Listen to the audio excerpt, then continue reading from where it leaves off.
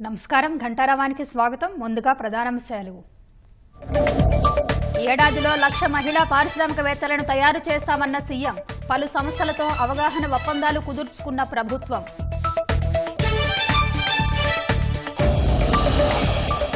రాష్ట్ర వ్యాప్తంగా ఘనంగా మహిళా దినోత్సవం. ఎన్నిసార్లైనా ప్రసూతి సెలవులు ఇస్తామన్న చంద్రబాబు.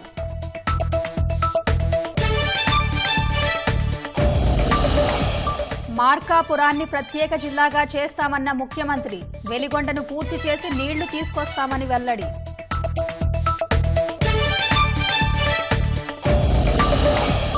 ఈ నెల 12 నుంచి రాజధాని అమరావతి నిర్మాణ పనులు. 40,000 కోట్ల విలువైన టెండర్లు తెరిచామన్న మంత్రి నారాయణ.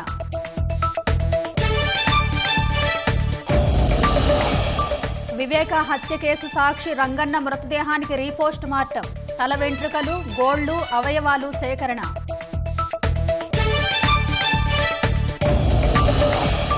ప్రపంచంలో తానే అత్యంత ధనవంతుడినన్న ప్రధాని మోదీ. కోట్ల మంది తల్లులు, అక్కాచెల్లెళ్ల ఆశీస్సులు ఉన్నాయని వెల్లడి.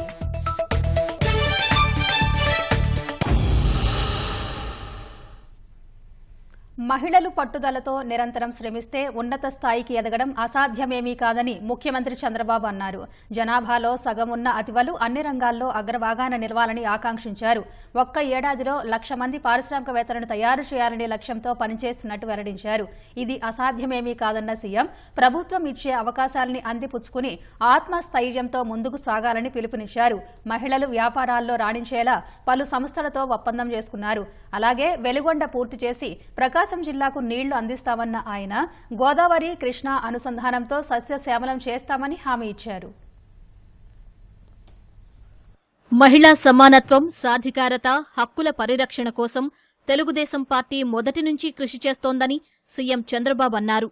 ప్రకాశం జిల్లా మార్కాపురంలో అంతర్జాతీయ మహిళా దినోత్సవంలో పాల్గొన్న ఆయన మహిళా రైడర్లకు ఈ బైక్లు, ఈ ఆటోలు అందించే కార్యక్రమాన్ని ప్రారంభించారు. మహిళలు, పిల్లల భద్రతే లక్ష్యంగా శక్తి టీమ్స్ ని ప్రారంభించారు. చేనేత ఉత్పత్తులకు మార్కెటింగ్ కల్పించడం కోసం మహిళలకు అందించే చేనేత రథాన్ని ప్రారంభించారు.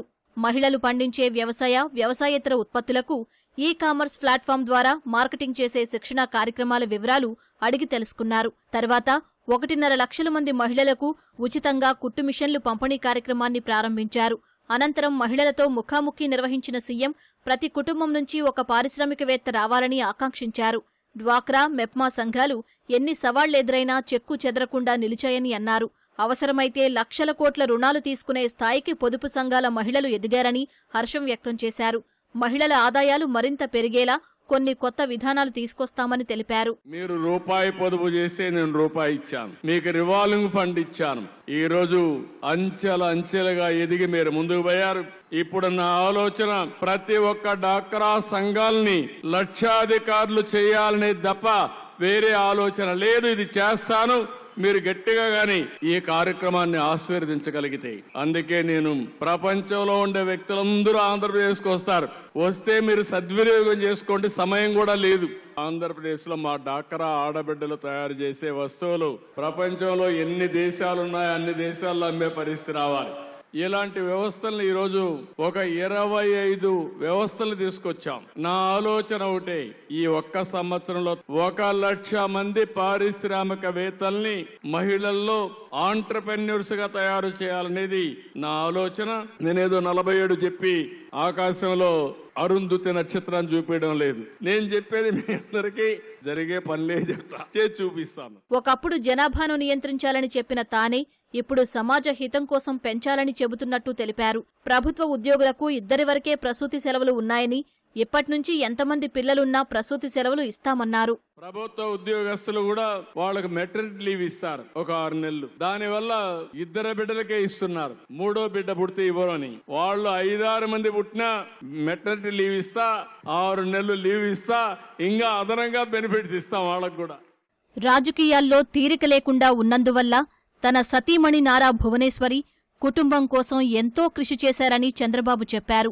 హెరిటేజ్ అభివృద్ధి నుంచి పిల్లల చదువులు, ప్రస్తుతం ఎన్టీఆర్ ట్రస్ట్ ద్వారా సామాజిక కార్యక్రమాల వరకు ఆమె తన బాధ్యతలను ఎంతో సమర్థవంతంగా నిర్వహిస్తున్నారని చెప్పారు. అంచెలంచెలుగా ఒక సాధారణమైన మహిళ హెరిటేజ్ కంపెనీని డెవలప్ చేసి పిల్లల్ని కూడా అందరినీ, మా అబ్బాయిని కూడా బాగా చదివించి పెళ్ళైన తర్వాత ఇద్దరిని కూడా స్టాన్ఫోర్డ్ వరకు చదివించే పరిస్థితికి వచ్చిందంటే అది మహిళలకు ఉండే శక్తి అని చెప్పి నేను మీకు తెలియజేస్తున్నా. ఇప్పుడు అక్కడితో ఆగలేదు. ఎన్టీఆర్ మెమోరియల్ ట్రస్ట్ ద్వారా సేవా కార్యక్రమాలు చేస్తా ఉంది. అంటే ఒక మహిళ మీరు గుర్తుపెట్టుకోవాల్సింది 10 మందికి స్ఫూర్తినిచ్చే స్థాయికి మీరు ఎదగాలి.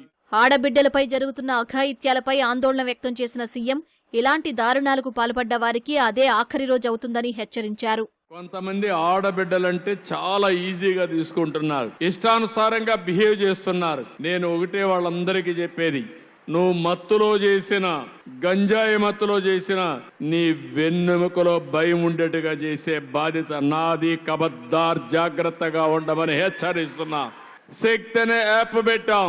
మీరు ఒక్క మెసేజ్ ఇస్తే 8 నిమిషాల్లో 7 నిమిషాల్లో ఎక్కడున్నా ఎత్తుక్కుంటా వచ్చే బాధ్యత కూడా పెట్టాం. దీంతోనే ఆపను. ఎవరైనా సరే ఇష్టానుసారంగా చేస్తే వాళ్ళ జీవితంలో అదే చివరి రోజు చేసే పరిస్థితి వస్తుంది. కబద్దార్, జాగ్రత్తగా ఉండమని మరొకసారి హెచ్చరిస్తున్నా. ఈ మహిళా దినోత్సవం నా ఆడబిడ్డలకు ఇచ్చే భరోసా ఇది. వెలుగొండ ప్రాజెక్టు పూర్తయినట్లు గత ప్రభుత్వ పెద్దలు నాటకమాడి ఇక్కడి ప్రజలను వంచారన్న చంద్రబాబు తాను శంకుస్థాపన చేసిన ప్రాజెక్టును తానే పూర్తి చేసి ఈ ప్రాంతాన్ని సస్యశ్యామలం చేస్తానని హామీ ఇచ్చారు. మొన్న వచ్చిన ఆయనైతే ఆయనే వేసినట్టు చెప్పాడు, వాళ్ళ నాన్న వేసినట్టు చెప్పాడు. కాదు, నేనే ఫౌండేషన్ వేసా, మళ్ళీ నేనే ప్రారంభం చేసి నిజమైన నీళ్లు మీకు ఇస్తా. మామూలు ఒట్టొట్టి డ్రామాల నీళ్లు కాదు. భవిష్యత్తులో గోదావరి నీళ్లు వెలుగొండ ప్రాజెక్టు ద్వారా ఈ జిల్లాలకు, ఈ తాలూకాలకు నీళ్లు ఇచ్చే బాధ్యత నాదని మీకు తెలియజేస్తున్నా. ఒక పక్క గోదావరి నీళ్లు, ఇంకో పక్క కృష్ణా నీళ్లు కూడా తాగిస్తాం. రెండు కూడా అనుసంధానం చేసి ఈ ప్రాంతాన్ని సస్యశ్యామల చేస్తాం. నేను ఎన్నికల్లో కూడా చెప్పాను, మార్కాపూర్ని జిల్లా చేస్తానని చెప్పి నేను హామీ ఇచ్చాను. తప్పకుండా మార్కాపూర్ని జిల్లా కేంద్రంగా తయారు చేస్తాం. దానివల్ల చాలా సమస్యలు పరిష్కారం అవుతాయి. 2047 విజన్ డాక్యుమెంట్లో చెప్పిన విధంగా ఆనంద, ఆరోగ్య, ఐశ్వర్య ఆంధ్రప్రదేశ్ లక్ష్యంగా పనిచేస్తున్నట్లు చెప్పిన సీఎం వీటిని సాధించడం కోసం ప్రణాళిక ప్రకారం ముందుకెళుతున్నట్లు వెల్లడించారు. విజన్ 2047లో నేను చెప్పింది, ఇప్పుడు మన తలసరి ఆదాయం 2,68,000. 23 ఏళ్లలో నేను ఆలోచించేది దీన్ని 58 లక్షలు చేయాలనుకుంటున్నా. సాధ్యమా అంటారు, సాధ్యం. అది రావాలంటే ప్రతి సంవత్సరం 15% మీ ఆదాయం పెరగాలి. అంటే ఎవ్రీ 5 సంవత్సరాలకి మీ ఆదాయం డబుల్ కావాలి. ఇప్పుడుండే 2,68,000 5 ఏళ్లలో దగ్గర 5 నుంచి 6 లక్షలు కావాలి. ఇది సాధ్యం. అంటే వెల్తీ, ఆదాయం పెంచే మార్గం, ఆరోగ్యంగా సమాజాన్ని నడిపించే మార్గం, ఆనందంగా ఉండే మార్గం నేను ఆలోచిస్తున్నా. సంపద, ఆరోగ్యం, ఆనందం, ఈ 3 నా సిద్ధాంతాలు. అనంతరం వివిధ రంగాల్లో ప్రతిభ చూపిన మహిళలను ముఖ్యమంత్రి చంద్రబాబు సత్కరించి జ్ఞాపికలను అందజేశారు. వైసీపీతో లాలూచీ పడితే సహించేది లేదని సీఎం చంద్రబాబు అన్నారు. ప్రకాశం జిల్లా మార్కాపురంలో టీడీపీ నేతలు, కార్యకర్తలతో చంద్రబాబు భేటీ అయ్యారు. రాష్ట్రాన్ని అగ్రస్థానంలో నిలబెట్టాల్సిన బాధ్యత అందరిపై ఉందని సీఎం సూచించారు.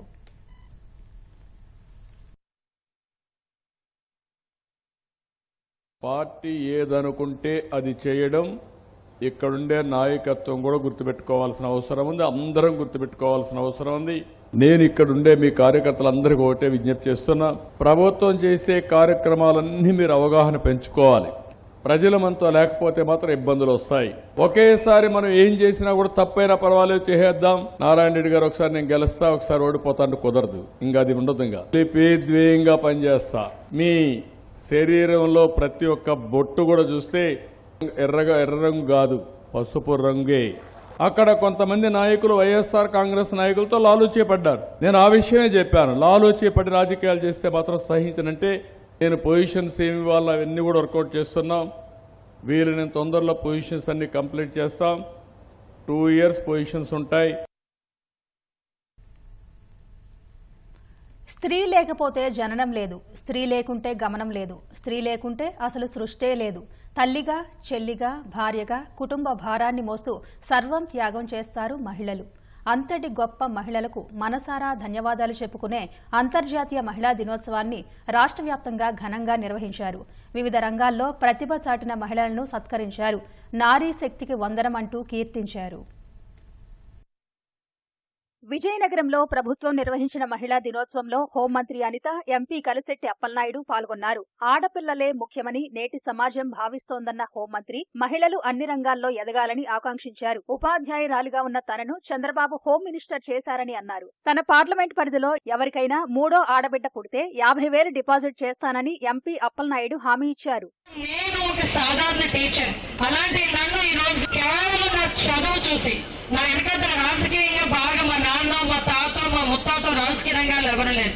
ఐఎమ్ ద ఫస్ట్ పర్సన్ రాజకీయాల లోపలికి వెళ్ళిన వెంటనే గౌరవ ముఖ్యమంత్రి గారు సార్ నాకు పైకి సీట్ కావాలి సార్ అన్న. ఆయన ఒకసారి ఆశ్చర్యపోయి నా వైపు చూశారు. కానీ నన్ను అడిగిన ఒకే ఒక క్వశ్చన్, ఏం చదువుకున్నామన్నా? రెండో మీటింగ్ కి ఇన్ఛార్జిగా ఇస్తాను, ముందు చేయాలన్నారు. అక్కడి నుంచి స్టార్ట్ అయిన ఈ ప్రస్థానం ఈ రోజు అందరి ఎదురుగా ఒక హోమ్ మినిస్టర్ గా నుంచున్నాను. ఆడపిల్లని ధైర్యంగా పెంచండి. నేను ఒకటే అనుకున్నాను, ఇద్దరు పుట్టిన తర్వాత 3 ఆడపిల్లలు పుడితే ఆ పుట్టిన వెంటనే కలెక్టర్ నాకు నివేదిక ఇస్తే 50,000 రూపాయలు డిపాజిట్ చేస్తారు. అదే సమయంలో మగవాడు పుడితే 3వ బిడ్డ ఆవుదోడు ఇస్తారు. ఈ రోజు నుంచి కలెక్టర్ గారికి నా పార్లమెంట్ పరిధిలో 7 నియోజకవర్గాలు ఉన్నాయి. 7 నియోజకవర్గాలు వర్తిస్తుంది. అనకాపల్లిలో మహిళా అధికారులను స్పీకర్ అయ్యన్న పాత్రుడు, మంత్రి కొల్లు రవీంద్ర, ఎంపీ రమేష్ సత్కరించారు.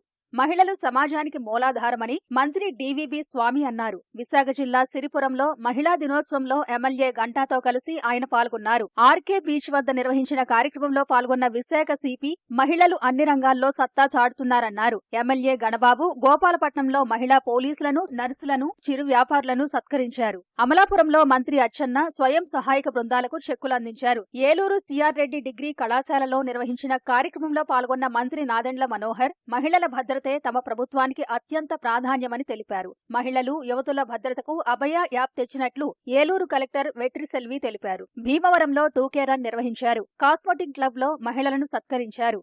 విజయవాడలో 2,000 మందితో భారీ ర్యాలీ నిర్వహించారు. సిద్ధార్థ మహిళా కళాశాల విద్యార్థినుల నృత్యాలు, మహిళా పోలీసు డ్రోన్ పైలట్స్ చేసిన ప్రదర్శన ఆకట్టుకుంది. విజయవాడ జనసేన పార్టీ కార్యాలయంలో మహిళలను సత్కరించారు. నందిగామలో వివిధ రంగాల్లో ప్రతిభ చాటిన మహిళలను ఘనంగా సన్మానించారు. గుడివాడలో సాంస్కృతిక, క్రీడా పోటీల్లో విజేతలకు ఎమ్మెల్యే వెనిగండ్ల రాము బహుమతులు అందజేశారు.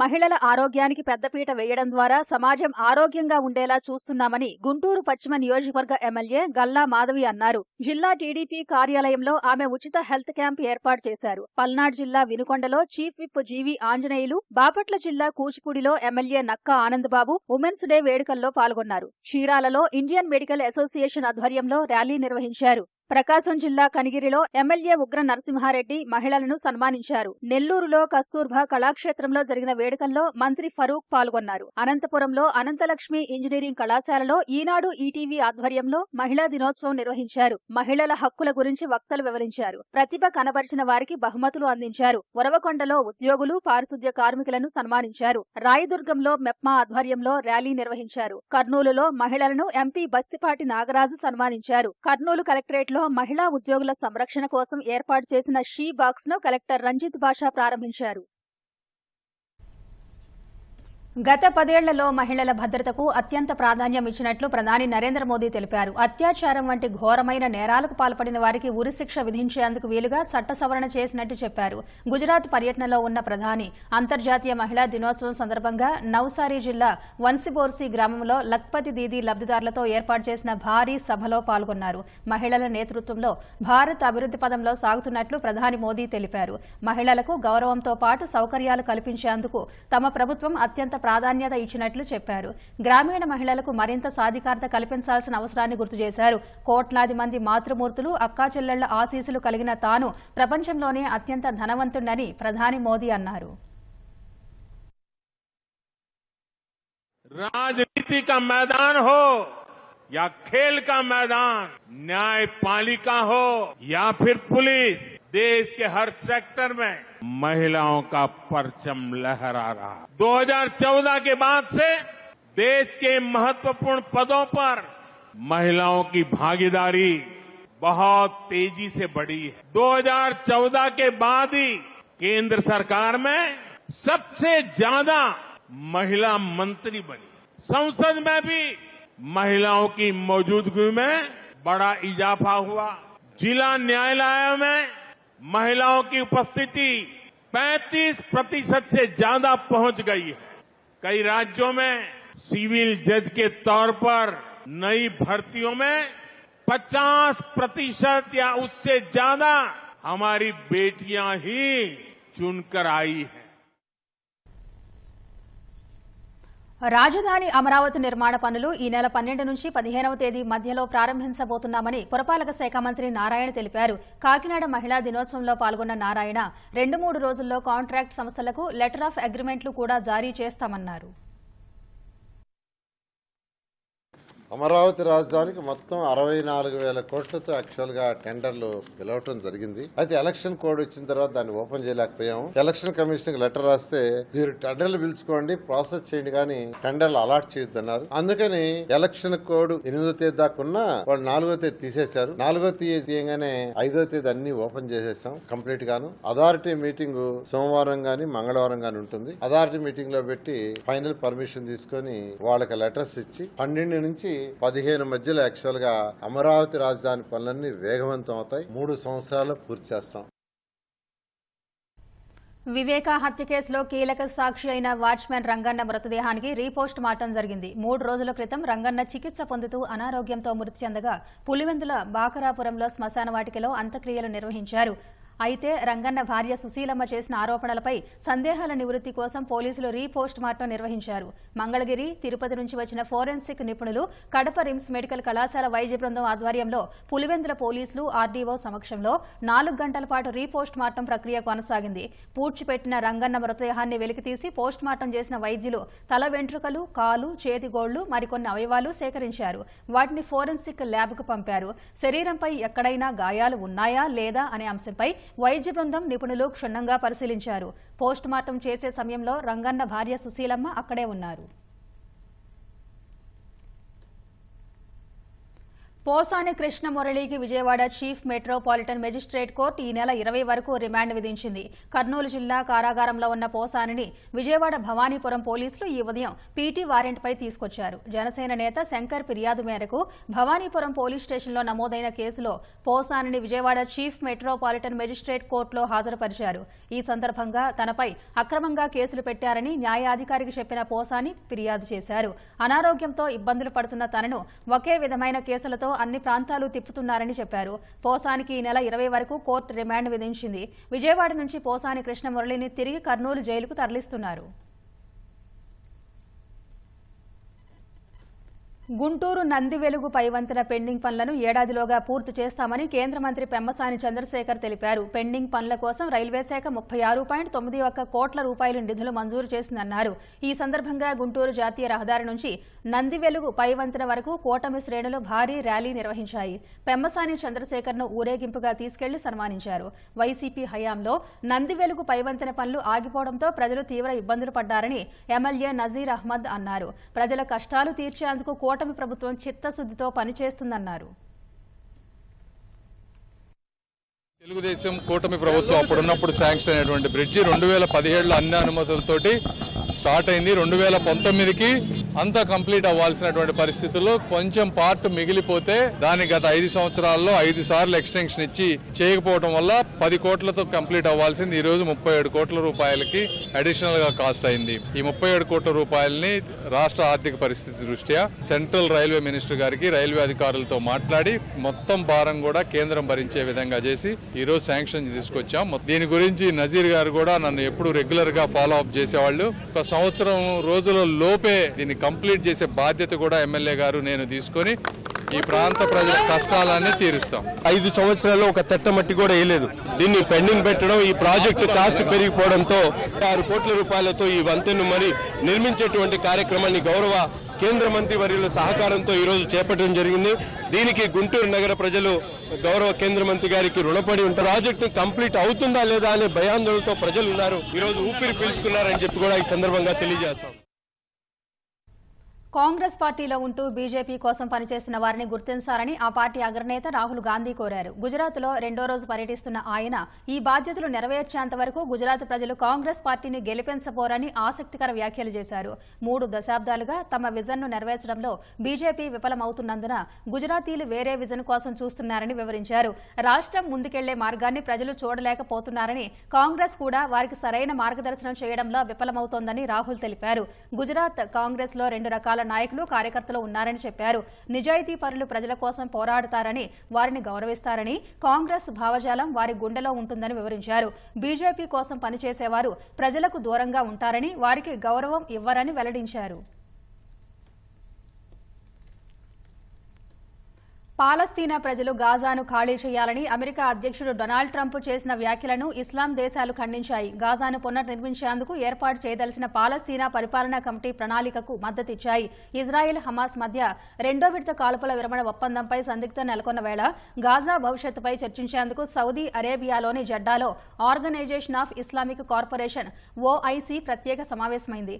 ఈ భేటీలో సౌదీ అరేబియా, జోర్డాన్ వంటి అరబ్ దేశాల మద్దతుతో ఈజిప్ట్ ప్రతిపాదించిన గాజా పునర్నిర్మాణ ప్రణాళికకు ఓఐసీ సభ్య దేశాలు మద్దతిచ్చాయి. గాజా ప్రజలు వ్యక్తిగతంగా లేదా సమష్టిగా స్థాన భ్రంశం చెందడాన్ని తిరస్కరించిన అరబ్ దేశాలు పరోక్షంగా ట్రంప్ వ్యాఖ్యలను ఖండించాయి. అది అంతర్జాతీయ చట్టాల ఉల్లంఘనగా, మానవత్వంపై జరుగుతున్న నేరంగా అభివర్ణించాయి. సిరియాను తిరిగి ఓఐసీ సభ్య దేశంగా చేర్చుకున్నాయి. 2012లో మాజీ అధ్యక్షుడు బషర్ అల్ అసద్ ప్రభుత్వం నిరసనలను క్రూరంగా అణిచివేసినందుకు సిరియాను ఓఐసీ నుంచి తొలగించారు. ఉక్రెయిన్లోని డొబ్రోపిల్యా నగరంపై రష్యా సేనలు భయంకరంగా విరుచుకుపడ్డాయి. ఈ దాడిలో 11 మంది పౌరులు దుర్మరణం పాలయ్యారు. 30 మందికి గాయాలయ్యాయి. 8 అపార్ట్మెంట్లు, ఒక ప్రభుత్వ కార్యాలయ భవనం ధ్వంసమయ్యాయి. డొనెస్క్ రీజియన్లో వాయువ్య ప్రాంతంలో డొబ్రోపిల్యా నగరం ఉంది. దాడుల తర్వాత అత్యవసర విపత్తు నిర్వహణ సిబ్బంది సహాయక చర్యలు చేపట్టగా ఆ సమయంలోనూ మరోసారి పుతిన్ సైన్యం బాంబుల వర్షం కురిపించినట్లు ఉక్రెయిన్ ఆరోపించింది. గురువారం రష్యా దాడిలో 5 ఉక్రెయిన్ పౌరులు మృతి చెందారు. ఇంధన వనరులు లక్ష్యంగా రష్యా భీకర దాడులు చేస్తుంది. క్షిపణులు, డ్రోన్లతో క్రెమ్లిన్ సేనలు విరుచుకుపడుతున్నాయి.